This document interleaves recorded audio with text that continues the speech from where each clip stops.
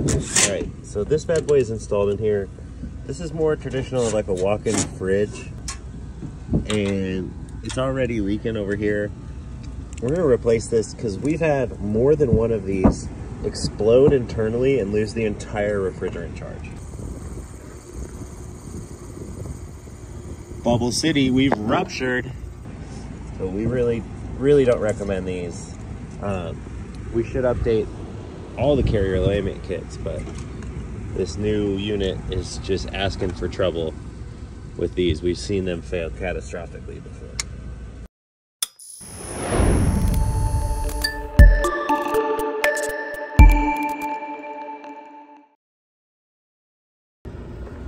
All right, another 325A going in. This one's gonna use our pressure transducer. So we got it bundled up there. I like to take the transducer off the actual thingamabob to get it installed. These swivel tees are a pain in the butt. Personally, I put a Schrader under both, especially when the sensor itself has a depressor. So we're gonna put a little bit of Nylog on this swivel tee and get this all put together before we put it back up there.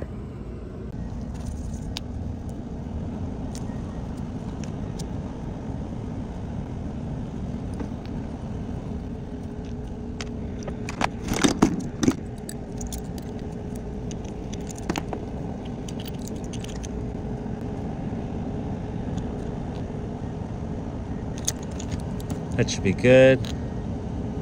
All right, you always want to backseat these, and it's a lot easier when you're not restricted in the cabinet. So now the only one we got to make in the cabinet is this one, right on top of this Cormax. Ugh, somebody's got some leftover leak lock up on here. Yikes. But yeah, some Nylog on here really does make quick work of this, because while it will leak a little, it's really gonna hold it down. So that's just finger banged on there. All right, we're gonna go ahead and... So Nylog's doing a good job at holding that back while we get it set up. So now I'm gonna get my backseat wrenches. We're gonna get that on there for real. So we're using these Diversitech swivel tees. We just got this tightened up, but this is how we backseat, right? So most of these swivel tees have a flat spot to grab them. I got them with my pliers wrench here. And then I'm using my regular wrench to tighten on the swivel nut. And it's gonna keep everything nice and straight and not put a lot of stress on this little tube, because this is the weakest part of the whole thing. So you always want a backseat when you're on working these valves.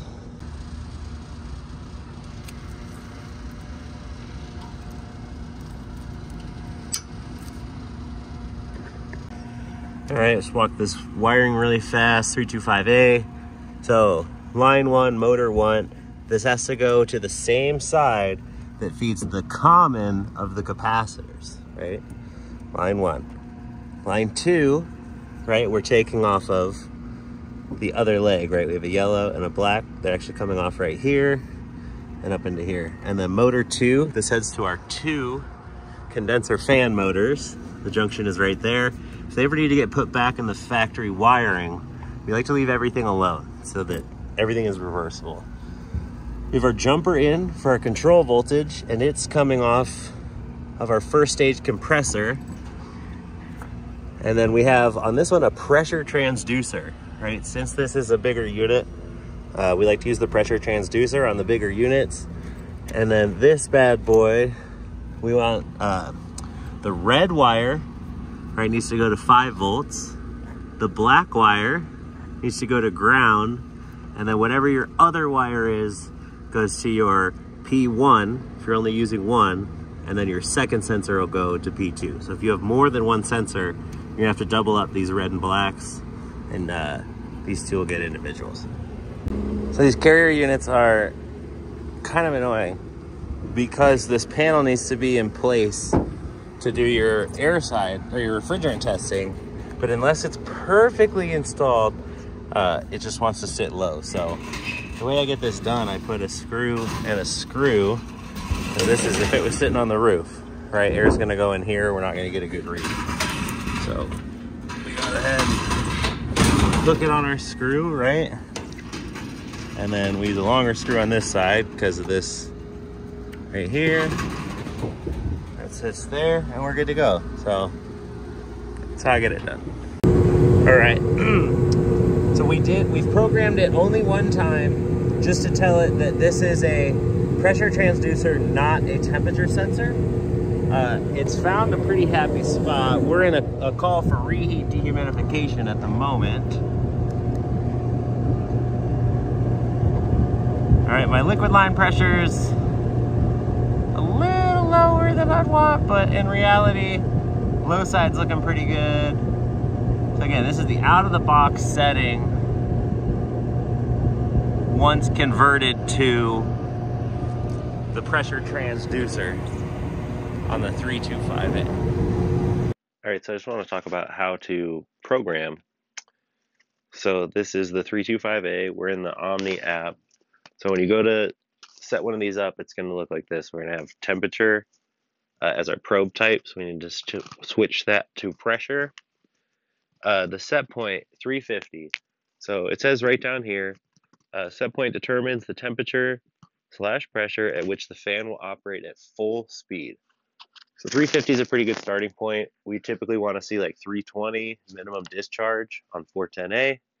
When you do go into a pressure transducer, you want to put your hard start all the way up and decrease it if necessary, but start with that all the way up.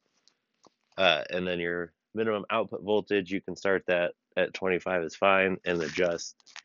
Really, if the fan is making noise or there's a reason you want to increase or decrease that minimum fan speed.